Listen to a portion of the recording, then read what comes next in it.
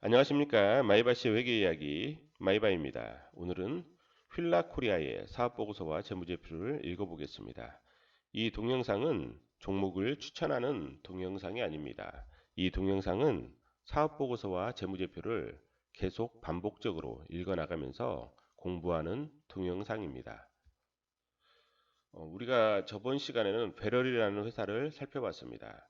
오늘은 휠라코리아라는 회사를 살펴보는데 두 회사 다 의류 패션 업체예요. 의류 패션 관련된 업체들인데 우리가 지금 의류 패션 업체를 공부하기 위해서 좀 의류 패션 관련된 여러 회사들을 한번 읽어보려고 해요. 자, 오늘은 두 번째 시간으로 휠라코리아라는 회사를 읽어보는데 배럴은 어때요? 약간 심플하죠. 사업보고서가. 휠라코리아는 연결대상 종속회사가 상당히 많아요. 그래서 엄청나게 많죠. 엄청나게 많고 그래서 이제 이 회사들 이렇게 많다 보니까 아무래도 읽기가 좀 힘들어요. 힘들지만 좀 큰 매출이 큰 회사 같은 경우는 이제 아큐시네트 컴퍼니라고 생각하시면 되고 그 다음에 한번 설립일자 이 회사 같은 경우는 91년도 7월 11일에 설립이 됐다가 2005년도에 MBO 방식을 통해서 본사로부터 독립을 했어요. 본사로부터 독립을 했고 원래는 이제 뭐 계열사였겠죠. 한국의 하나의 계열사였는데 본사가 좀 경영이 좀 힘들어졌어요. 그러니까 그냥 팔아먹는 거죠, 계속. 그래서 이제 독립을 했고 윤윤수 회장님이 이제 그래서 이제 원래 필라라는 회사는 1911년도에 원래 만들어진 회사예요. 되게 오래됐죠. 이게 전통이 있는 회사죠. 이탈리아 브랜드거든요. 이탈리아 브랜드인데 이탈리아 이게 어, 비엘라라는 지방에서 개업을 해서 상당히 전통 있는 그런 회사입니다. 그래서 이제 원래는 처음에는 이제 이 회사가 이제 그 테니스 스타 그 비와런 보그라는 그 스타를 어, 통해서 스포츠 마케팅을 한 좀 스포츠 마케팅의 원조라고 보시면 돼요. 그러다가 나중에는 이제 계속 이제 미국 그랜트 힐그 농구 선수 있죠. 거기 농구 선수를 통해서 또 마케팅을 하고 하면서 나이키나 아디다스처럼 인기가 있었던 물론 그보다는 좀 적지만 미국에서는 인기가 있었던 그러한 브랜드였는데 이 회사가 좀 혁신은 계속 없고 인기 있는 모델만 지속적으로 이제 판매하고 마케팅이 소홀하다 보니까 이제 대중이 이제 좀 약간 외면하고 약간 올드한 이미지 이제 그런 것 때문에 2000년대에 좀 파산 위기까지 갔었어요. 그래서 이제 이것저것 팔아먹는 거죠. 그래서 이제 이때 이제 독립을 했고 이게 매니지먼트 바이아웃, 뭐 경영권 인수라는 거죠. 그럼 2007년도에는 이 필라 코리아가 필라 본사를 다 인수를 해버린 거죠.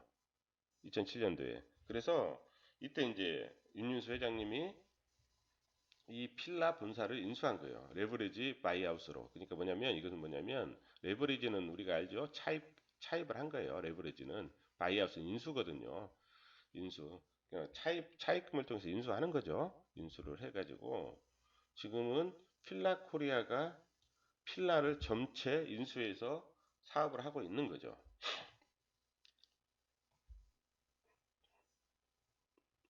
지금 뭐 분할해서 뭐 지주회사 설립하는 그런 작업을 하고 있는데 우선 거기는 다음에 한번 설명을 드리고 오늘은 그냥 여기 기존에 있는 2010 지금 사업 보고서만 한번 읽어보겠습니다. 여기 보시면 연역을 한번 볼게요. 연역을 여기 보시면 회사의 연역을 보면 자 2005년도에 아까 필라 코리아로부터 본사로부터 독립을 했고 MBO 바이아웃을 통해서 2007년도에는 본사를 인수했고 이제 유가증권 시장에 상장했고 그 다음에 유럽지도 사업권 인수하고 그 다음에 2016년도 11월 달에 아큐시네트 홀딩스 자회사를 편입했어요. 이게 상당히 이게 뭐냐면 아큐시네트라는 회사가 물론 이제 이때 이제 아큐시네트라는 회사도 좀 약간 적자로 되는 그런 단기예요. 2016년도 11월 달 적자로 되는 그런 회사였었는데 물론 그렇지만 이 회사 자체가 그 아큐시네트는 이제 골프 회사 골프용품 어떤 전 세계 시장 점유율의 이제 과반수 이상을 차지한 거예요. 과반수 이상을 차지하는 뭐 타이틀리스트, 골프공과 그다음에 풋조이 골프화를 생산하는 그런 업체예요. 아주 유명한 회사죠. 그 당시에 인수 당시가 지금 2016년도 11월이잖아요. 2016년도 3분기 한번 보고 필라프리아 3분기거든요. 이게 3분기. 2015년도에 8천억이었어요. 8천억. 8천억. 2015년도에 말에. 그리고 2016년도 3분기까지 5,500억.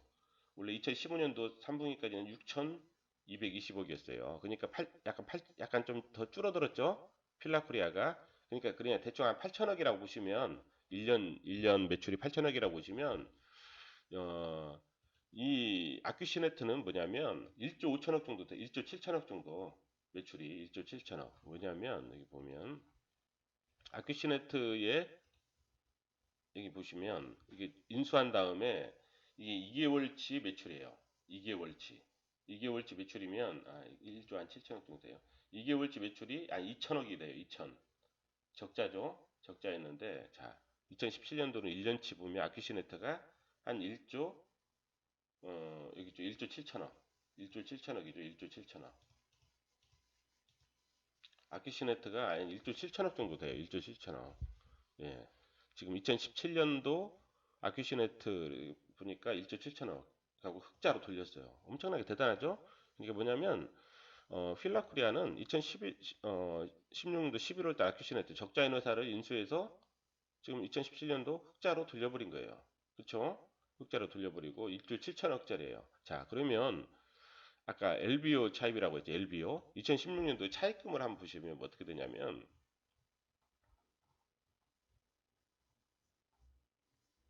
자,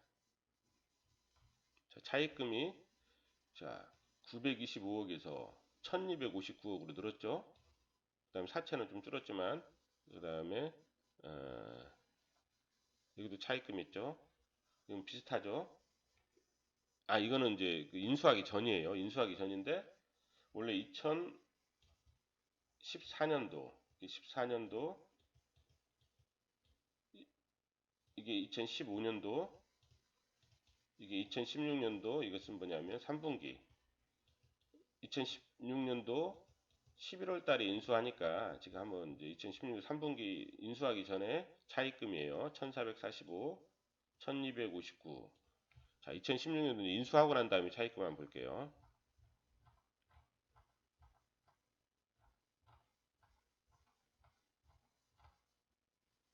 차입금을 보시면 자, 아까 이게 2015년도 이게 2016년도죠. 5,843억으로 늘어버렸어요. 5,843억으로 차입금이. 그렇죠? 그리고 장기 차입금은 이건 유동부채고 이것은 비유동. 1년 이내에 갚아야 될 거, 1년 이후에 갚아야 될 거. 5,140 이것도 많이 들었죠? 둘 다. 1조 차입금 1조가 넘어가죠. 자, 2017년도에도 한번 보시면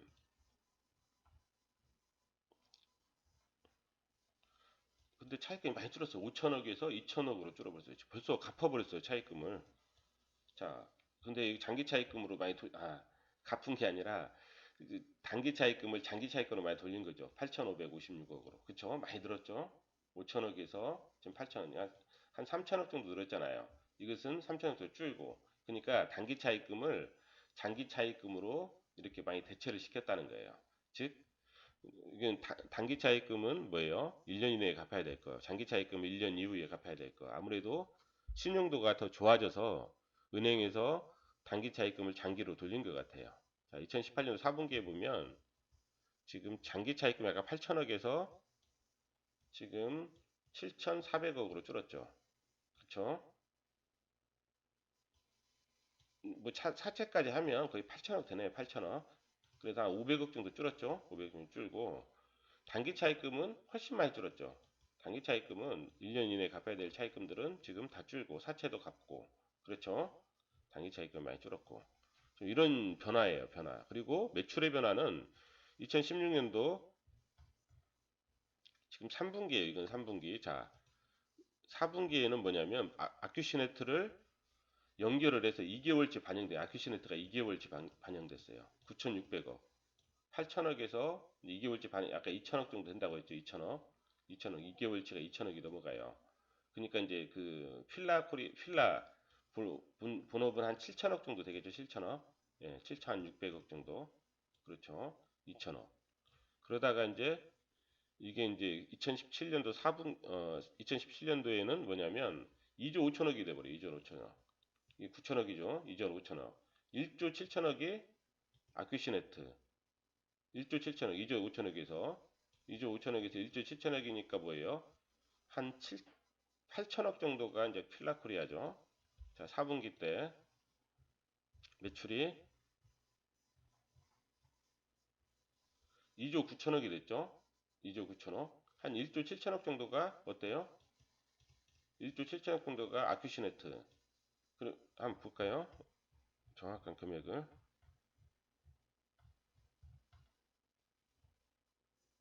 아큐시네트가 단기 1조 7천억 맞죠? 1조 7천억. 아큐시네트는 성장이 별로 안 하네요. 지금 성장은 안 하고 1조 7천억 정도로 계속 유지하고 있어요. 그쵸? 아무래도 이제 그 덩어리가 큰 회사들은 성장하기가 쉽지가 않아요. 그쵸? 성장이 쉽지가 않죠. 1조 7천억인데 그러면 필라는 뭐예요? 지금 2조 9천억에서 1조 7천억 빼면 1조 2천억이 됐어요. 아까 거의 뭐 매출 엄청나게 뛰었죠. 2017년, 2018년도 필라 자체가 매출이 엄청나게 뛰었어요. 필라 자체가. 자, 이때 이제 왜 이렇게 매출이 뛰었나 이것도 분석을 해봐야 되는 거예요. 이제 이 부분. 자, 뭐냐면 이 야키시네트는 한 1조 7천억 당시 8천억이 대출이 좀 많다. 그래서 지금 이 회사 그러면 부채 비율은 그렇게 좋지는 않겠다. 그런데 지금 많이 부채를 갚아 나가고 있다. 그리고 단기 유동성 부채는 많이 갚았고 갚았다. 이제 그런 식으로 이제 개념을 이해하시면 될 것 같아요. 그리고 아큐시네트를 2016년 10월 달에 상장을 했고, 예. 그리고 이 회사 같은 경우는 이제 보통 당사는 이제 비즈니스 효율성 제고를 위해서 이제 골프 사업, 아큐시네트 같은 경우, 아큐시네트 타이틀리스트 골프공과 풋조이 골프화를 생산하는 업체. 기존 백화점과 대리점 중심의 유통에서 홀세일 비즈니스 모델을 전환. 홀세일은 뭐냐면 말 그대로 도매라는 거예요. 도매라고 생각하시면 돼요. 그냥 여기서 이 골프 전문점이나 골프장 클럽하우스 등에 그냥 말 그대로 물건을 넘기는 거죠. 그래서 우리가 이제 사인 매출 막 그렇게 한다고 했잖아요. 사인 매출. 자, 신주 일수권부 사채를 계속 이제 발행을 했고, 왜냐하면 이 회사 보면 지분율 보면 이 신주 인수권부 사채를 아마 회장님, 그러니까 그 경영자들이 가져간 것 같아요. 자, 여기 보면 주주가 보면 예, 최대 주주가 이제 주식회사 피에몬테. 근데 이 피에몬테의 최대 주주가 윤윤수 회장이에요. 윤윤수 회장. 이게 회장님이에요. 회장님이고 윤윤수 있죠. 예. 그리고 윤근창이 뭐야 아들이에요, 아들. 그리고 윤수연이 딸이에요, 딸. 그래서 윤근창이 아들이 4.5%, 75.18. 그렇죠? 자, 이렇게 돼 있는데 여기 보면 20.11이에요. 상당히 좀 경영권 문제가 발생할 수가 있기 때문에 지금 신주 인수권을 어때요? 이 회사가 계속 이제 신주 인수권을 통해서 지금 이 부분을 좀 해결하려고 노력을 하고 있는 거죠. 그래서 이 부분 예. 한번 읽어보시면 될 것 같고 그리고 감자도 했고 이 상환 주식에 상환도 해서 주식 수가 지금 현재 6,100만 주, 6,100만 주. 그리고 배당은 뭐예요? 지금 계속 인수 합병을 해서 어때요? 인수를 한 거죠. 합병한 게 아니고 인수를 해서 지금 차익금이 많잖아요. 지금 그래서 이제 배당금은 좀 줄어들었죠. 줄어들었고. 자, 우리 한번 이제 뭐 읽어보시면 아시겠지만 이게 필라 같은 경우는 상당히 제가 봤을 때는 이 회사는 이제 경영을 잘하는 회사인 것 같아요. 경영을. 아까 아버지 윤윤수 회장뿐만 아니라 그 딸, 아니 아들 윤근창 그 대표이사 같은 경우도 상당히 경영을 잘하는 그러한 경영자인 것 같아요. 이제 이 회사 같은 경우는 어떻게 보면 윤윤수 회장님이 필라코리아를 인수하고 필라코리아의 어떤 가장 문제가 뭐냐 이제 분석을 했을 때 혁신의 부재다. 혁신의 부재다. 해서 이제 상당히 혁신을 합니다. 그래서 가격을 좀 합리적으로 내려요. 내린 다음에 어, 합리적으로 내리고 이제 상당히 이 회사는 뭐냐면 그 당시에 올드한 분위기가 있었어요. 상당히 올드했어요. 올드. 그래서 좀 외면을 받았었는데 대중한테 이것을 밀레니얼 세대 10대, 20대 10대, 20대로 타겟을 정합니다. 그래서 상당히 리뉴얼 작업을 해요. 이 리뉴얼 작업을 누가 했냐면 아들이 했어요. 윤근창 아들이 주도해서 이제 한 거예요. 이 아들 같은 경우도 이 대표이사 같은 저 아들이 잠깐만요. 정확한 이름이 한번 제가 다시 한번 볼게요.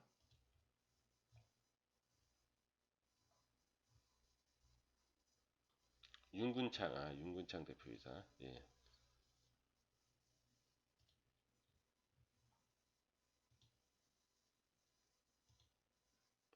근데 이제 이 아들 같은 경우도 이제 뭐 US 미국 법인에서 원래 이제 이게 적자인 회사를 인수해서 미국 법인 적자인 회사에 들어가서 이게 3년 내 10배를 올린 사람이거든, 매출을. 그래서 상당히 이제 이쪽에 CFO까지 겹쳐서 이제 대표이사까지 왔는데 경영을 상당히 잘하는 부분이다. 여기서 이제 여러분들이 생각할 때 내가 긍정적으로 말한다고 해서 이 회사를 투자한다. 그거 아니라 투자는 또 별개의 문제잖아요. 좋은 회사가 좋은 투자 대상이 될 수도 있지만 그렇지 않을 수도 있고 나쁜 회사라서 나쁜 투자 대상이냐 그거 아닐 수도 있어요. 투자 대상은 또 별개의 문제예요. 여러분들이 또 가격의 문제 이런 부분들을 또 검토를 하신 다음에 접근을 하시라는 거예요. 높아심에서 말씀드립니다. 단지 우리는 이제 사업 보고서 읽는 것은 이 회사가 어느 정도의 경쟁력을 가지고 있는지 이런 부분들을 조금이라도 이제 파악을 하려고 이제 읽는 1차적인 하나의 과정이고 그 다음에 여러 가지 뭐 회사도 찾아가 보고 관찰도 하고 그 다음에 여러 가지 뉴스도 수집해 보고 이제 하는 거죠. 참 이런 부분이고 참 어, 자 한번 읽어볼게요. 이 사업 보고서를. 그래서 지금 패션 시장의 현황 및 전망을 보면 이 뉴 레트로의 이제 트렌드로 커다란 로고, 원색 컬러, 애니멀 프린트 등의 새로운 핵심 소비층인 밀레니얼 세대가 보통 뭐 한 19살부터 뭐한 거의 뭐 30 넘어서까지 밀레니얼 세대라고 보시면 돼요. 예, 색다름을 제공하고 있고 이제 뭐 이런 식으로 있다는 거고 어, 동일한 형태와 원가의 제품이라도 브랜드에 따라서 고부가가치 실현이 가능한 특성을 가지고 있고 그 다음에 이제 중요한 사업의 내용을 보면 휠라는 뭐예요? 프레스티지 패션 스포츠웨어 스포츠 전문 브랜드라는 거고요. 그리고 2017년부터 글로벌 레트로 스포츠 트렌드를 바탕으로 휠라 고유의 헤리티지 라인을 영 타겟에 맞게 지금 젊은 세대에 맞게 제한을 하고 메인 고객을 10대, 20대로 변화시켰으며 우수한 품질과 합리적인 가격을 좀 많이 다운시켰어요. 그래서 국내 스포츠 시장에서 괄목할 만한 성장을 이루었고 2018년 기존 유통 채널과 더불어 온라인, 홀세일 등 다양한 유통 채널을 통해서 판매의 수익 구조 개선에 집중하여 사업을 전개하고 있다. 이제 전개하고 있고요. 자, 휠라 언더웨어는 휠라 인티모라는 브랜드로 런칭되었고 그 다음에 이것도 10대, 20대에 맞는 심플한 디자인과 편안한 착용감, 합리적인 가격대의 상품을 출시하였고 신규 고객의 유입을 확대시키는 성공했다는 거죠. 그래서 기존에 이제 백화점 중심이 많았었는데 아무래도 10대, 20대가 백화점 가기는 좀 그렇잖아요. 편집샵 쪽에 좀 많다는 거예요. 편집샵. 예. 이런 부분. 휠라티바는 언더웨어 사업부의 두 번째 브랜드. 그래서 20대에서 30대 젊은 층.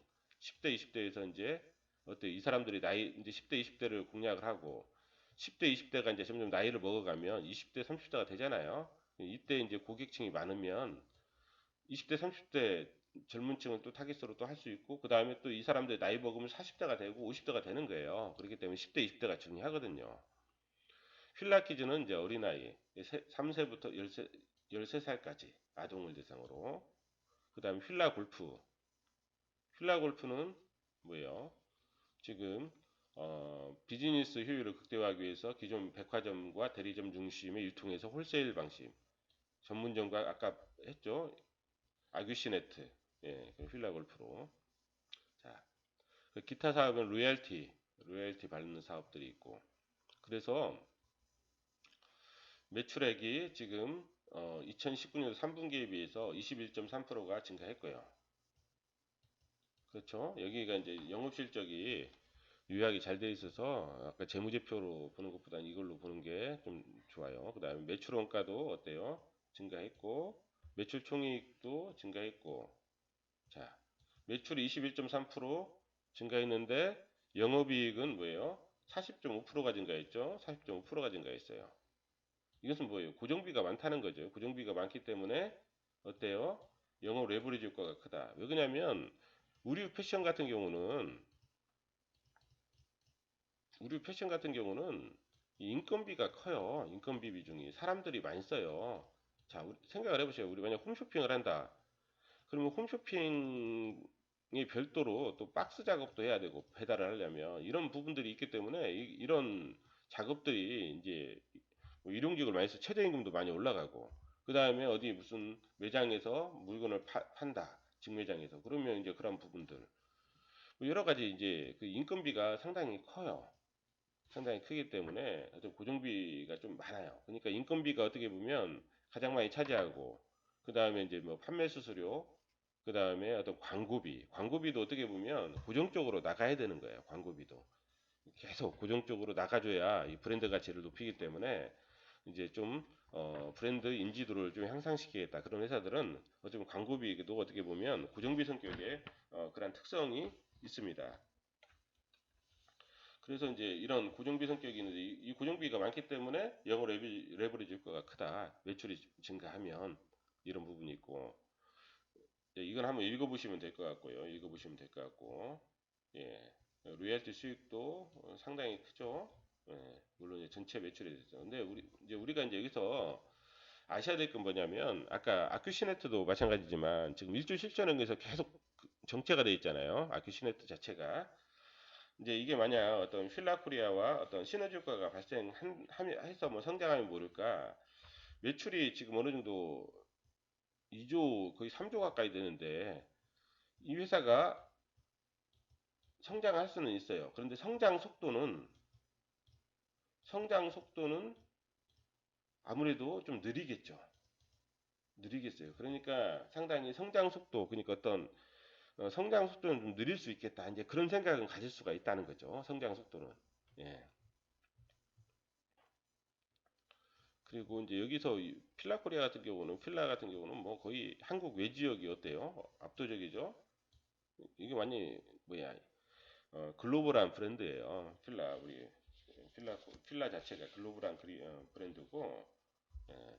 이 회사에 이제 좀 그 신발 산업이 원래 신발이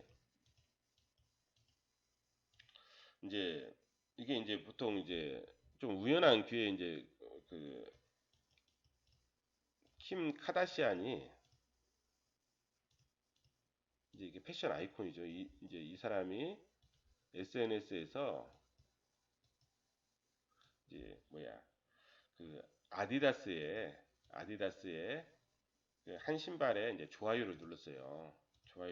이제 눌렀는데 이것을 보고 이제 필라에서 뭐냐면 아디다스와 비슷한 그 신발이 필라코리아에도 있기 때문에 그 신발을 이제 계속 홍보를 하는 거죠. 킴 카다시안이 좋아요를 누른 신발과 비슷한 신발을 홍보를 해. 대신에 가격이 훨씬 더 저렴하잖아요. 저렴하니까 했는데 이제 그게 이 신발이 1000만 쪽 이상이 팔렸어요. 이 신발이 지금 이제 어글리 슈즈 지금도 유행하잖아요. 어글리 슈즈 하나인 어, 디스럽터 2, 디스럽터 2예요. 그래서 이제 여기서 의외로 여기서 좀 많이 브랜드 인지도가 좀 많이 향상이 되고 이제 그랬던 예.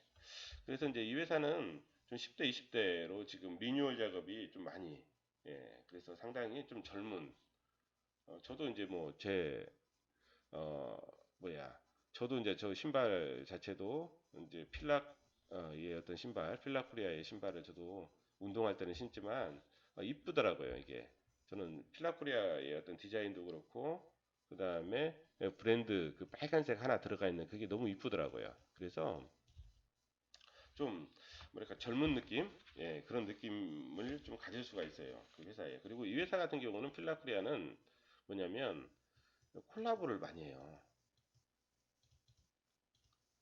계속 혁신을 추구하죠 혁신을 추구하고 콜라보를 많이 진행을 해요 많이 진행을 하고 그래서 이제 지금 우리가 이제 추파춥스 있죠 추파춥스 사탕 그런 회사하고도 이제 콜라보도 진행하고 계속 전혀 의외의 막 펜시나 막 그런 회사들 의외의 회사들하고 콜라보를 막 진행해요. 그리고 뭐예요? 막 유튜브에 게임 유튜버들하고도 콜라보를 진행하고 이런 좀 끊임없이 혁신을 계속 추구를 해요.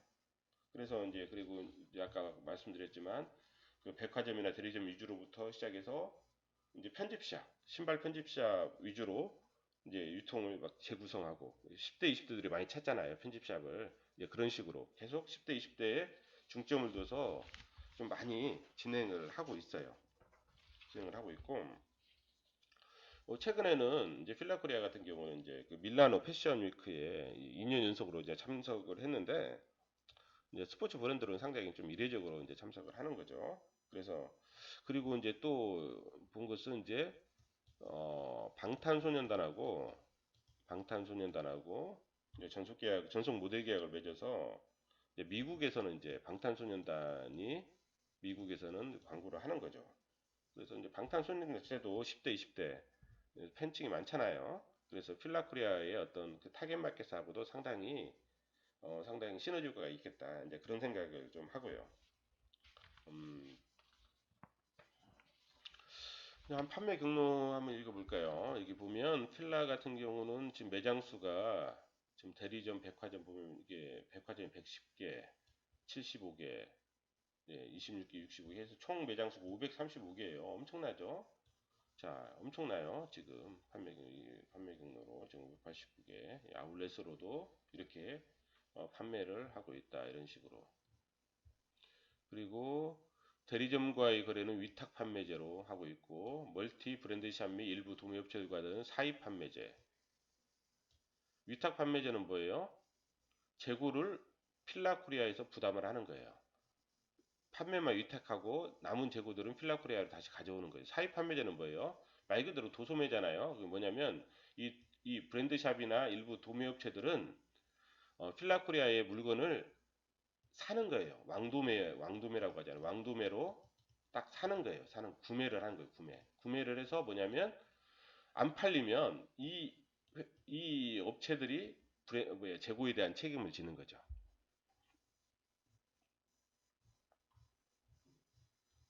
그리고 필라 상표권 사용 계약을 보면 이런 식으로 해서 순매출액의 안전화는 7%, 핸드폰 케이스나 텀블러, 양말 등은 12%, 그 다음에 의류 가방 모자는 7%, 립무스, 블러셔, 선크림 등은 5,500만 원, 이니스프리 이런 식으로 로열티를 수취하고 있고 보통 이제 제조 회사들은 연구 개발 부서가 있지만 의류 패션 업체에서는 디자인 쪽이 연구 개발 부서라고 생각하시면 디자인실이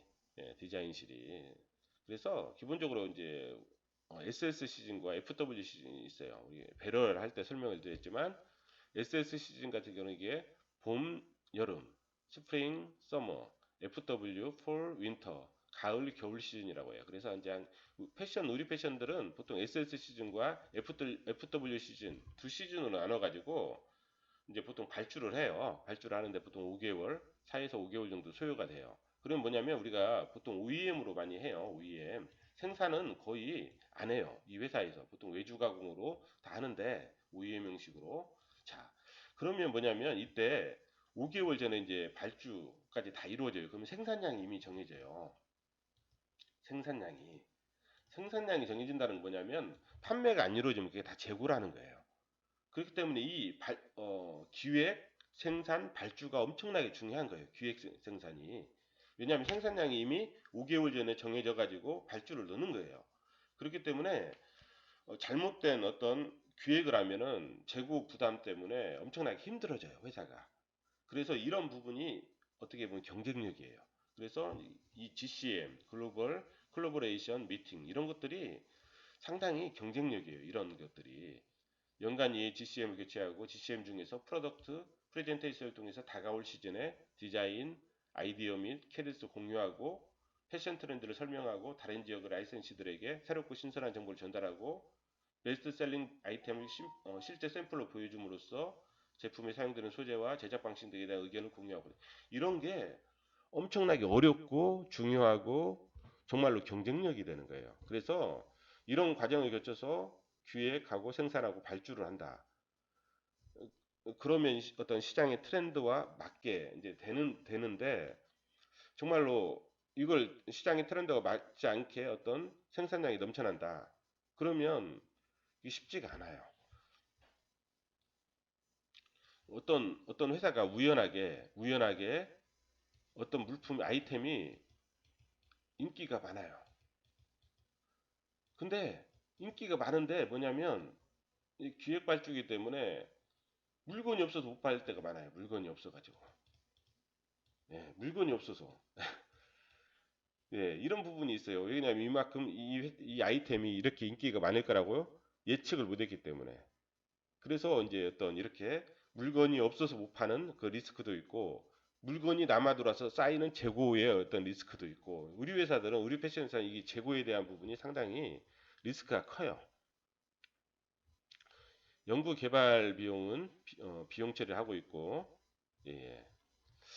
이제 한번 재무제표를 살짝 볼게요. 자, 우리가 이제 재무제표는 뭐라고 했죠? 재무제표는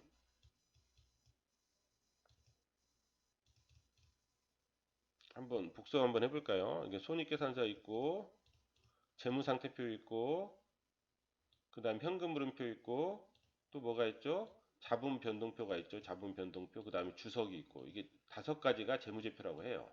손익계산서, 재무상태표, 현금 흐름표, 자본 변동표, 주석사항까지가 다섯 가지가 재무제표예요. 재무제표는 뭐라고 했어요? 역사라고 했죠. 역사.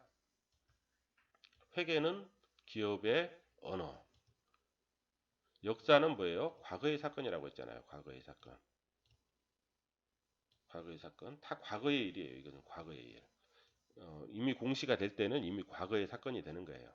자, 과거의 사건. 자, 그래서 과거의 사건 우리가 역사를 공부하는 거 뭐라고 했죠? 과거와 현재와의 대화를 통해서 우리가 미래와 좀 대화하고 싶다 이거예요. 조금이라도 미래를 엿보고 싶다 이거죠. 과거와 현재와의 대화를 통해 미래를 엿보고 싶다 이거예요. 예. 그래서 우리가 재무제표를 보는 거고 과거의 어떤 재무제표들을 쭉 훑어보고 이렇게 3년도 산 이렇게 훑어본 다음에 가급적이면 이게 지금 재무제표 보시다 보면 10년치 재무제표는 금방 봐요. 이렇게 쭉 훑어보면 금방 보는데 그러면 회사의 역사를 좀 알 수 있고 흐름을 알 수 있고 이제 이런 부분이죠. 그래서 그것을 통해서 좀 미래를 조금이라도 엿보려고 노력을 하는 거죠. 자, 손익계산서는 과거의 사건인데 뭐예요? 위치 에너지 재무상태표는 무게 이렇게 생각하시면 돼요. 자, 동일한 돌멩이라도 땅바닥에 붙어있는 돌멩이하고 위치 에너지를 가지고 있는 돌멩이는 틀리다. 이게 더 운동 에너지가 더 크다. 그래서 손익계산서의 어떤 이 성장성, 매출의 성장성, 이익의 성장성이 커질수록 운동 에너지가 커진다. 재무상태표는 뭐예요? 무게의 개념이기 때문에 비바람이 불어도 흔들리지 않는 안정감. 이런 식으로 개념을 잡고 하시면 돼요. 자, 이 회사를 한번 보면 뭐냐면 지금 의류 패션 업체에서 가장 중요한 건 뭐라고 했어요? 재고라고 했어요. 재고. 재고. 아까 배럴 저번에 봤을 때 설명을 드렸어요. 재고인데 이 회사는 어때요? 재고가 지금 한 784억이 증가했어요. 근데 우리가 이제 재고를 볼 때 항상 함께 봐야 될 게 뭐냐? 매출하고 함께 보면 돼요. 매출하고 함께 보면 자, 3분기 때 2029기 3분기 때하고 30기 3분기 때 지금 2조 1천억에서 2조 6천억이 증가했죠. 아까 매출을 증가라든지 이런 부분 다 봤어요. 봤는데 지금 21억, 26억이죠. 21억일 때 재고가 6,322억. 그 다음에 26억일 때 재고가 7,006억. 이니까 대충 우리가 뭐 재고 회수 기간이라든지 회전율 이런 걸 구하기보다도 먼저 매출 대비 재고 비율을 한번 구해 보셔요. 그러면 28.8%에서 26.7% 되니까 뭐 재고가 늘어났지만 매출 대비하면 그렇게 크지는 않다. 예, 그렇게 이제 뭐 재고의 어떤 부담이 엄청나게 뭐 이렇게 크지는 않다. 그렇지만 재고는 늘어났으니까 예, 예. 네, 이런 식으로 좀 생각하시면 될 것 같고, 그다음에 유동자산보다도 우리는 당좌자산을 보자는 거예요. 당좌자산. 왜? 재고를 그냥 0으로 보고 재고 가치를 0으로 보고 보자는 거예요. 0으로 보고. 자, 재고 가치를 0으로 본다는 것은 유동자산에서 재고자산을 빼는 거죠. 빼면 어때요? 어, 지금 이걸 여기서 이걸 빼면 1조죠. 1조. 1조. 1조. 어, 아니, 잠깐만요. 1조죠, 1조. 1조 154억. 1조 154억. 1조 154억인데 유동부채는 뭐예요? 1년 이내에 갚아야 될 금액. 9,874억. 어때요? 그냥 지불 능력은 있잖아요. 회사의 지불 능력. 즉 단기적인 지불 능력은 있다. 왜? 당좌 자산으로 1조 154억으로 1년 이내에 갚아야 될 그런 부채가 9,874억이니까 대충 보면 단기적인 지불 능력은 있다. 그렇죠? 부채 비율은 아까 아크시네트를 사면서 부채 비율은 많이 증가했다고 했죠. 그래서 119%였는데 지금 그래도 110%로 줄어들었어요. 그렇죠? 줄어들었고 그리고 110% 정도면 그렇게 큰 건 아니에요. 큰 건 아니고 그래도 부채 비율도 그냥 뭐 그렇게 뭐 나쁜 것도 아니다.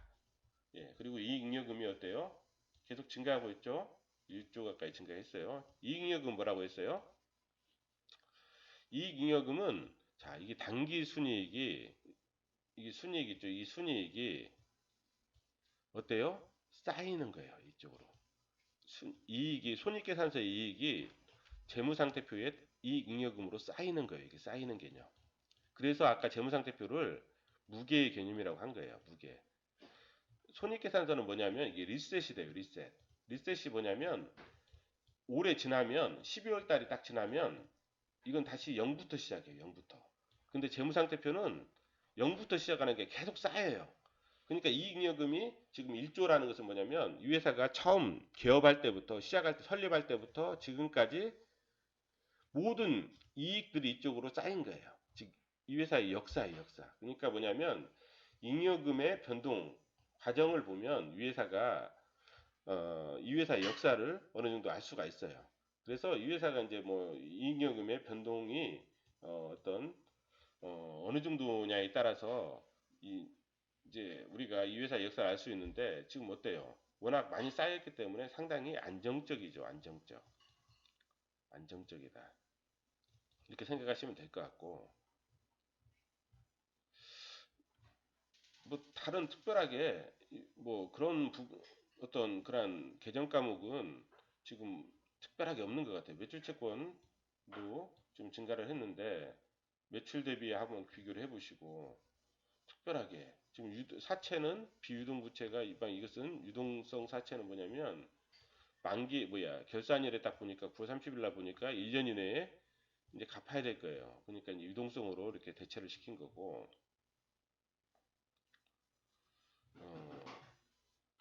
딱 보시면 아시겠지만 지금 배럴 같은 경우는 매출 원가가 한 30% 정도 되죠. 30%. 근데 지금 이게 51.9%. 지금 매출 총액이 48.1%, 영업이익이 14.4%두 자릿수네요. 당기순이익이 11.3%.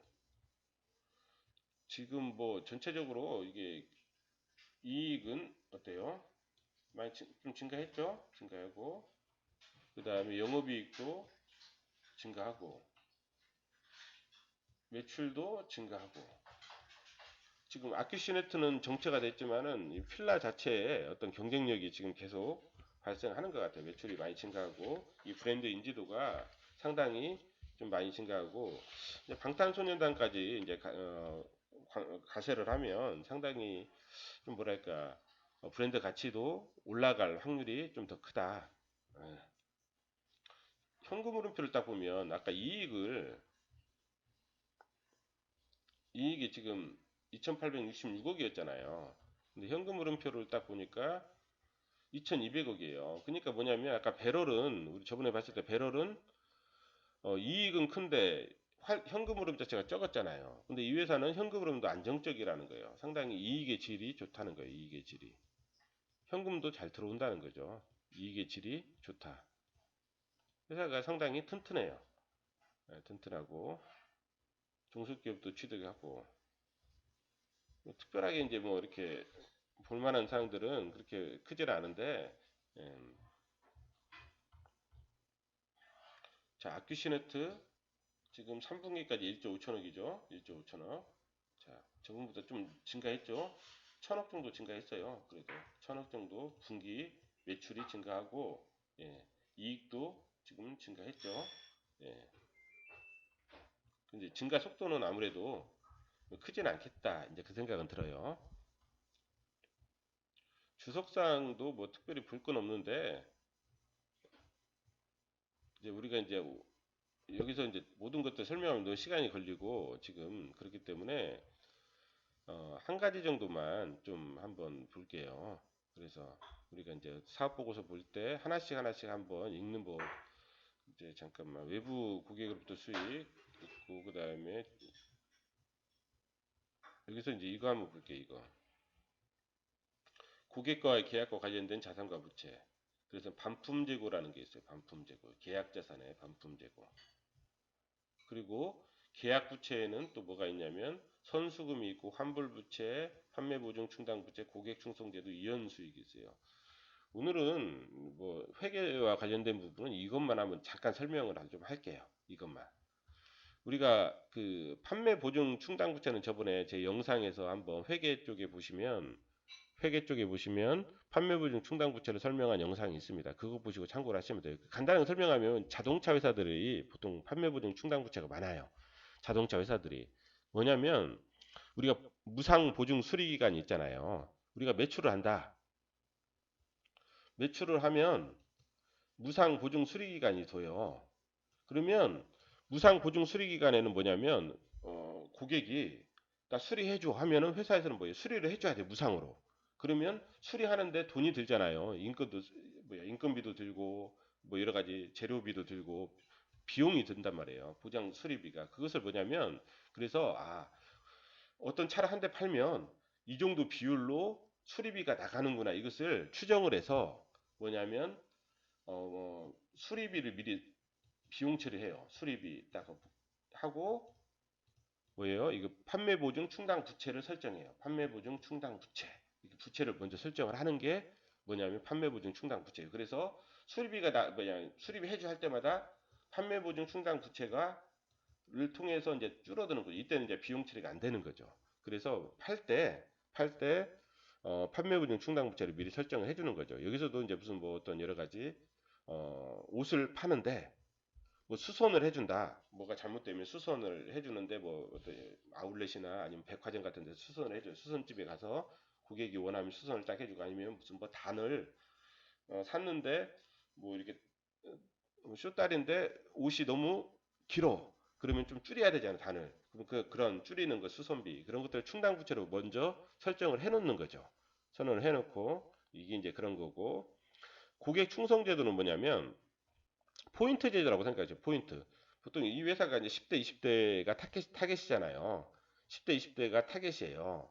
그렇기 때문에 상당히 포인트에 민감하다고요. 그래서 고객 충성 제도, 즉 계속 충성을 시키려면 이 포인트 제도를 설정해서 뭐냐면, 자, 우리가 뭐 기름을 넣으면 우리가 그러잖아요. 포인트를 얼마씩 주잖아요. 그러면 이 포인트만큼은 매출에서 좀 빼가지고 뭐예요? 고객 충성 제도로 해서 부채로 설정을 하는 거예요. 부채로. 그렇죠? 우리 현금은 들어오지만 이 현금 중에서 일정 부분은 뭐예요? 매출이지만 일정 부분은 포인트로 나가야 될 거예요. 그래서 다음에 그 포인트를 가지고 기름을 넣을 수 있죠. 공짜로. 이제 그때 이제 이런 식으로 나갈 수 있는. 그때 넣으면 이제 그때 이제 매출이 되는 거예요. 그때 매출이. 포인트. 이게 포인트 제도, 고객 충성 제도. 이연 수익은 뭐냐면 이것도 포인트 제도나 똑같아요. 어떤 회사들은 포인트 고객 충성 제도를 안 쓰고 이연 수익으로 써요. 대한항공 같은 경우는 마일리지 있잖아요. 마일리지. 고객 충성 이게 포인트 마일리지 이 마일리지를 이연 수익으로 써요. 이연 수익. 그래서 뭐냐면 이 이연 수익은 고객 보상 관련된 거예요. 이연 수익도. 그래서 뭐냐면 이것도 매출이 발생 현금이 들어왔잖아요. 매출이 발생하면 그러면 이 중에서 일정 부분은 고객 보상을 해줄 거예요. 마일리지나 뭐 고객 포인트나 여러 가지 어떤 마케팅적인 그런 측면에서 보상을 해주는 그런 것들이 있겠죠. 그것을 매출로 안 잡고 이연 수익으로 부채로 잡아요. 부채로 잡아서 나중에 이걸 가지고 보상을 해줄 때 이제 그때 이제 매출을 잡든지 이제 이런 식으로 이제 수익을 이연시키는 거죠. 이연시키는 거고 그래서 10대, 20대들은 이런 부분에 민감하기 때문에 이런 것들에 고객 충성제도나 이연 수익 이런 보상제도에 대해서 민감하기 때문에 이게 상당히 크잖아요. 그렇죠? 커요. 여기도 비유동도 크고 전기말 단기 상당히 크잖아요. 그래서 뭐냐면 이것도 이제 상당히 중요한 하나의 포인트라는 거죠. 그렇죠. 10대, 20대 타겟일 때는. 그리고 이제 선수금은 미리 받은 거예요. 돈을 미리 받은 거 선수금이고 환불부채는 뭐냐면 환불부채는 반품 충당부채라고 하잖아요. 이 반품 재고가 연결이 돼요. 자, 이건 좀 설명을 해드릴게요. 이게 뭐냐면 이거는 좀 개념이 좀 그건데 우리가 이제 잠깐 분개를 해야 되는데 분개를 하기 전에 이것만 아시면 돼요. 분개는 차변, 대변. 차변에는 자산, 대변에는 부채와 자본. 그 다음에 이게 증가하면 차변, 부채가 증가하면 대변, 자본이 증가하면 대변이에요. 그 다음에 대변에는 수익, 매출이에요, 매출. 그 다음에 매출과 관련된 거, 이건 비용과 관련된 거. 즉, 매출과 관련된 게 증가하면 대변, 비용과 관련된 게 증가하면 차변. 반대로 되면 반대로 가면 돼요. 자, 이제 분개를 좀 해볼게요, 이거를. 자, 우리가 이제 그냥 한 예를 들어 설명할게요. 간단하게, 심플하게 할게요. 약간 좀 틀리더라도 회계적으로 좀 약간 고려할 게 더 있어요. 그렇지만은 이해의 편의를 위해서 약간 심플하게 설명할게요. 자, 매출이 우리가 옷을 팔았다고요. 옷을 팔았어요. 옷을 팔았는데 매출이 100만 원이에요. 그래서 그게 현금으로 들어왔어요. 자, 홈쇼핑에서 팔았어요. 홈쇼핑에서 팔았는데 원래는 이렇게 하잖아요. 근데 뭐냐면 홈쇼핑에서 이제 어떤 조건으로 파냐면 야 일주일 이내에 이거 반환할 수 있어. 이렇게 이제 하는 거예요. 일주일 이내에 이거 언제든지 반품할 수 있어. 근데 고객들이 보통 받자마자 변심을 해서 반품을 하는 경우들이 보통 이제 여성 의류 같은 경우는 보통 홈쇼핑에서 한 20% 이상이 반품돼요. 20%에서 30%가. 남성 의류는 한 10에서 20%까지가 반품이 돼요. 그냥 받자마자 열어보고 변심을 해버리는 거죠. 그러면 어때요? 이제 우리 회사에서 이제 남성 의류다. 그래서 이제 10% 추정을 해봤더니만 10% 정도는 항상 반품이 일어난다. 반품이 일어난다. 그러면 뭐예요? 그러면 이 10%를 여기서 매출로 잡으면 안 되잖아요. 그래서 10%를 90만 원만 매출로 잡고 10%를 뭐냐면 환불부채라고 잡아요. 환불부채. 환불부채는 뭐냐면 아까 반환 제품 충당금이라고 했죠. 환불부채를 10만 원을 잡는 거예요. 10만 원 이렇게. 이건 부채예요. 부채.